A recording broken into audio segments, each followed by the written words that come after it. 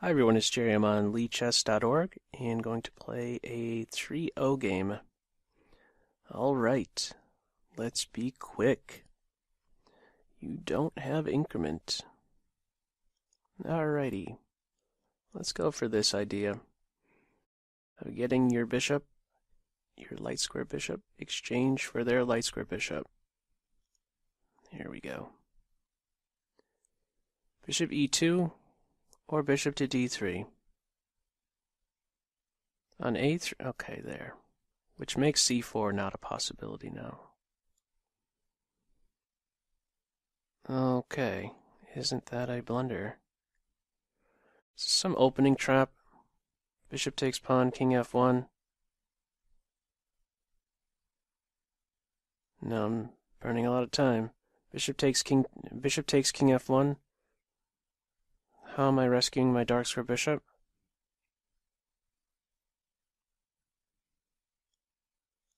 I don't know. I felt pretty uncomfortable taking that.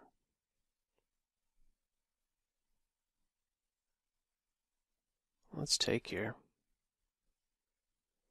And let's get developed really soon. They're going to gain some time against my queen. Where should she go when attacked? Maybe home.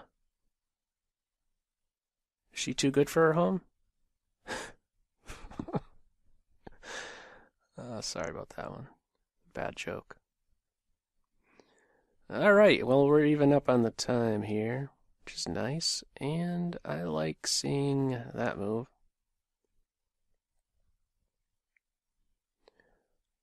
Ooh. Let's go here. Develop. I was thinking about knight f5. Yeah. There, eh? Let's do this. I think knight f5, g4, and I have to underdevelop, and I don't think I have the time to be underdeveloping. So, b5, knight here. Bishop e3, queen c7. I'm fine with that. This is a long-term target. So castles, rook c8 is the big bad plan. Also, queen c7 strikes at this point. There is no h4. Maybe there is, because in the end I'd have an unprotected piece on h4, but I don't see any double attacking type moves. Maybe they're lining that up.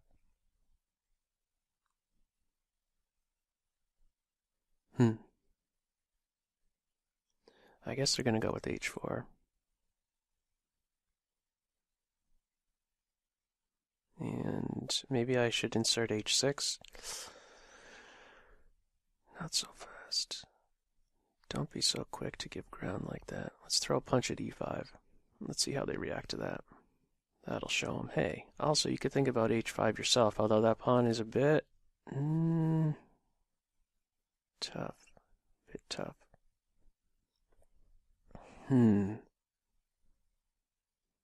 Well,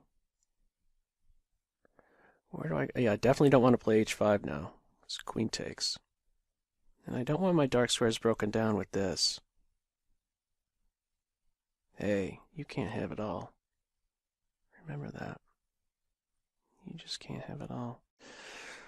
Oh, the clock, man, the clock. Alright, let's do this. Get ready to go in the knight corner. So I know it's the square you dreamed of right from the start. And now you're there. Your dreams have come true, buddy. Alright, well, at least I didn't weaken my dark squares, but my knight, he's not going to be too happy with me. Yeah, he's not too happy. How do you rescue him? To play f6. Well, let's get the queens off. Yeah, it's not going to go down to position. Look at the clocks. It's just a mouse race. Let's go, a-pawn. Do some damage. Okay, in-betweener. Yeah, let's do it. Hit him with the in-betweener. There we go, knight c4. Still a lot of pieces around my king. Scary. Queen trade. They shouldn't go for that. That was a very bad move, what I just did. That was very bad. Queen here. I want to get... Oh, really? Now my knight is brought to life. He loves it. He loves it.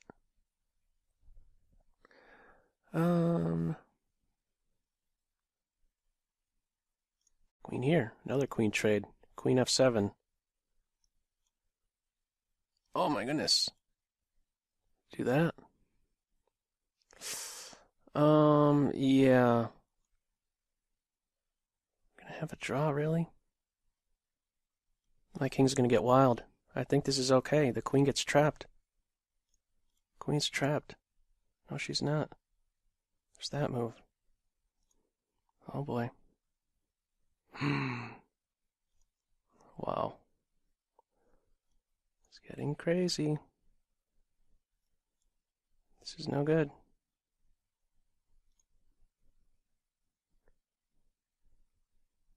Oh boy. In very big trouble. Gotta run.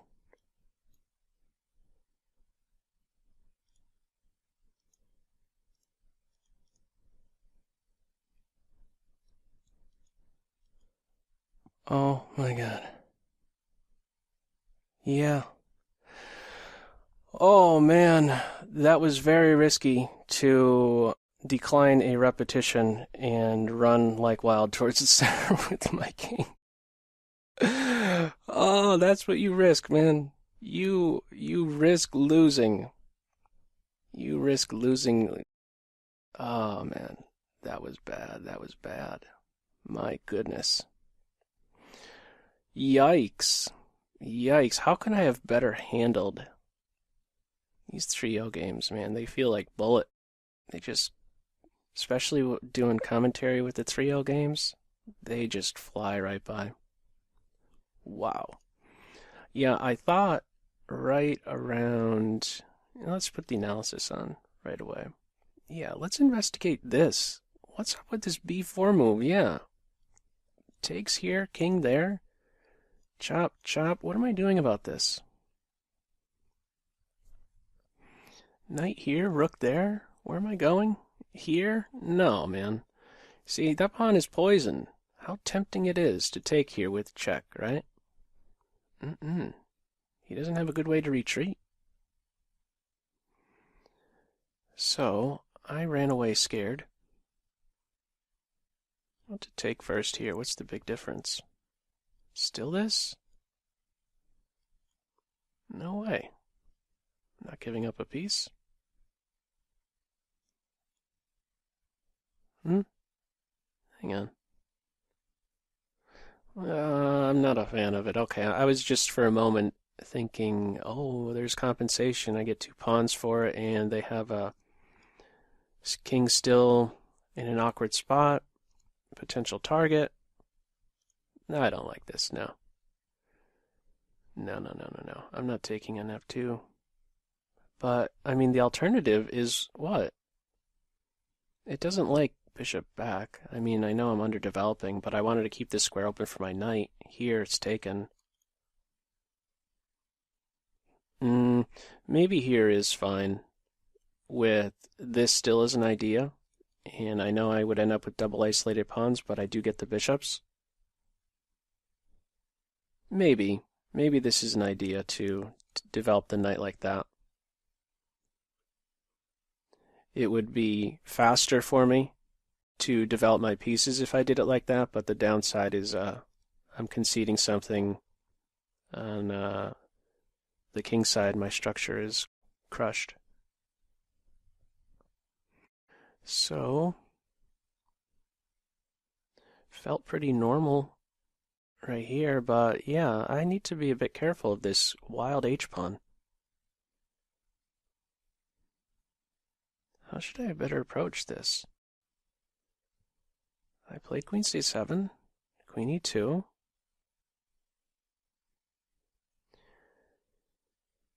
Okay.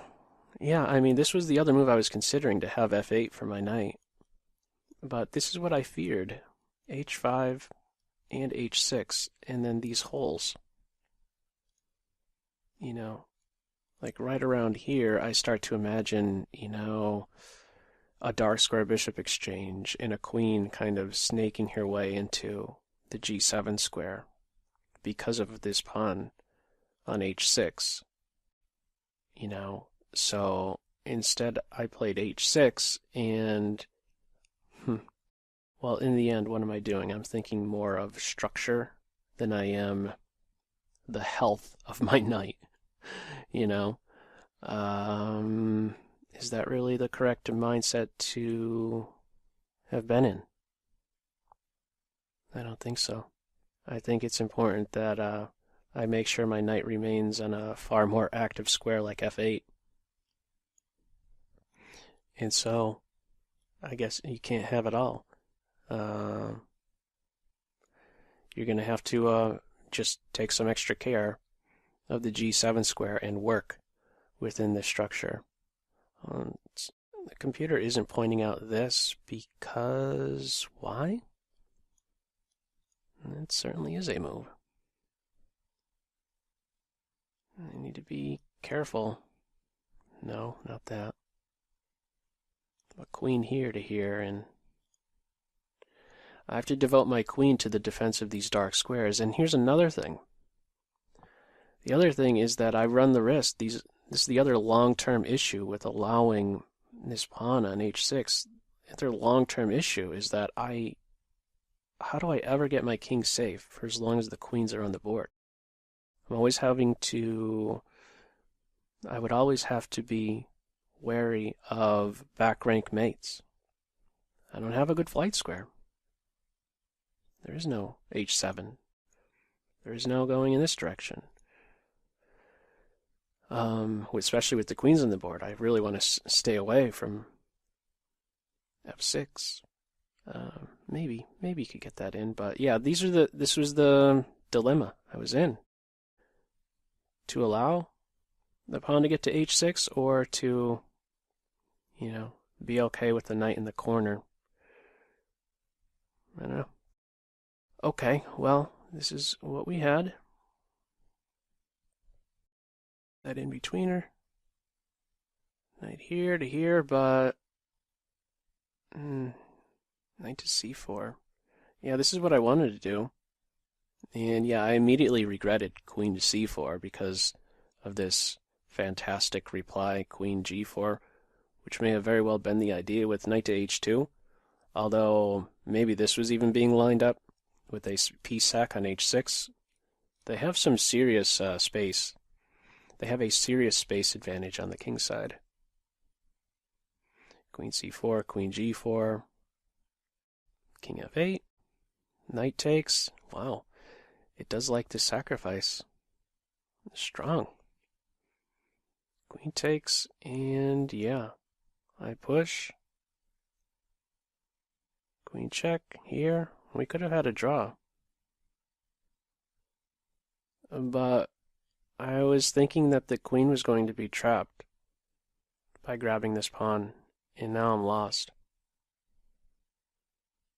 Queen takes knight, king here. I should have just taken the repetition. That was the correct objective thing to do. Yeah, I mean, I kind of had an eye on the clock as well. I should, well, no, I don't know that it was so much I had an eye on the clock in that position, as much as I don't want to draw, I clearly risked losing, but I thought that this was working out objectively for me, and I didn't want to draw. I thought that if they pushed right, and this is the only move I was considering. I thought they'd go straight in for the check, and that I could go here, and okay, yeah, now it's winning, because I could rely upon my king's position for this moment, but they just simply run away with the queen. So I clearly didn't put a lot of thought into the variations at this stage and the different move possibilities white has on this move 31. I was just thinking, oh, you go straight in for that check, but in the end, yeah, the queen would be trapped. But queen is rescued, queen h7, and I am just busted. Even calling out for a mate in 7. Yikes. Yeah, now it's trouble when you have to play queen there. Here, there's a check, and then here, and it's lights out. Yep. Or here, and then here, mate. So yeah, that would have been really strong. This move, one move later, king h7, well, I made a king move. Pawn push, they did go with that, and they already have a mate. The queen check, bishop there, pawn push, yeah, they should have gone with pawn push. I was thinking they were going to do that, but they didn't do it. Even now, they could do it. Even now, they could do it. And when it hit, well, yeah, we didn't have any time on the clock to work it all out. Even have a mate. Was it a mate in 2 right around here? Mate in 2 right here with the queen check. Oh, what a cool finish that would have been, right? Yikes. Yeah, but really the who knows how it's going to finish when it's those that rat race at the end. But the things that I'm taking away from this one are this interesting move b4. How tempting it is to grab on f2, but you're basically going to be down a minor piece if you do that. There's no escaping, there's no running away with your bishop once it's on f2. So that is one thing that I found interesting. And the other was how to maybe better prepare for this h-pawn. That's really the big one, because yeah, it's my knight who's he became sidelined, and it was tough. Trying to weigh these two moves here. This h4. Do you allow your knight to go in the corner, or do you play h5 and stop their pawn from getting to h6? If I could do it over, I mean, because even here, what's the computer pointing out? Queen c7, it's going with this, but I'm not a fan of this position, and I'm not a fan with how it played out in the game with my knight in the corner. So if I'm to avoid both of those scenarios, both of those position types, I think I need to come up with something better right now instead of this routine castling move. So let me just give a little bit more attention to this point right here. What could I have done better in this middle game position? Okay, it suggests this. I guess there's nothing wrong with that right away. Queen e2 to defend, and a5. Oh, okay. I'm seeing something with maybe making this pawn flinch, playing this pawn up. Like if we have this variation again, where my knight could go here, and my bishop could go to c5 is what I thought the idea would be. Although they're still getting in that pawn to a6 or h6, excuse me. And this is interesting, because maybe I'm okay in this position with allowing the pawn to get to h6, because I haven't declared my king's intentions just yet. He's not on the king side. And when we consider the queen side, I know I have a pawn that's pretty far advanced, but I kind of feel like there's the possibility, at least, for my king to be secure on the queen side. In large part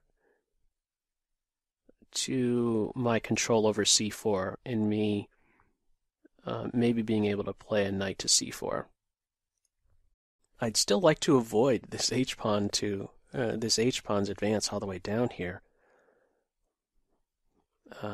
Don't know if I'll be able to work this out right now while I'm recording, but yeah, certainly the thing to focus in on. This is what's capturing my attention, a way to improve here and not have this pawn be an issue and not end up with the knight in the corner. It's a bit tricky. Certainly a bit tricky. I guess no, it won't really like that, will it? Tough move to make as well. But here, and then maybe a knight reposition to f5. It's tricky. I'm not sure, and I don't know. Again, that I'll be able to come up with an answer here. It even pointed out right here, queen e2, maybe not castle, and this h5 idea to stop h4. Maybe that's a little bit different. Yeah, because what was it in the game that kept me from playing h5? It was that I saw the h-pawn as vulnerable, and I was right to think that. But if I'm uncastled, I still have my rook here that could defend the pawn. And because of that, I have a better knight position, who's still struggling in a way. Of course, he has pressure on e5, but as far as these moves, they're ruled out. Boxed out nicely by the pawn on g3. But if I could get that in, maybe this is an approach. An h4, h5. And even now that they have this structure in, this is what I really would like to have happen. My knight get to the f5 square. Even looking at something like this here, and then knight to e7. So this is a way forward, I guess, is the short story. Another approach to have in the back of my mind when combating this wild h-pawn. I could not be so quick, first off, to castle and do these routine-like moves. Yeah, I should have anticipated this h4 advance right now at this moment here, and had in my mind I was going to meet h4 with stopping him cold. That's as far as he's getting. I'm going to play h5 and go uncastled, which isn't so bad an idea when we consider the center of the board and that it's pretty much under control. But yeah, just another idea to have here, this h5 advance. Okay, well, crazy end to this one, clearly, but yeah, I learned a couple things from this one, and I hope you did as well. Okay, as usual, feel free to leave any feedback in the comment section below, and I'll catch you in the next video. That's all for now. Take care.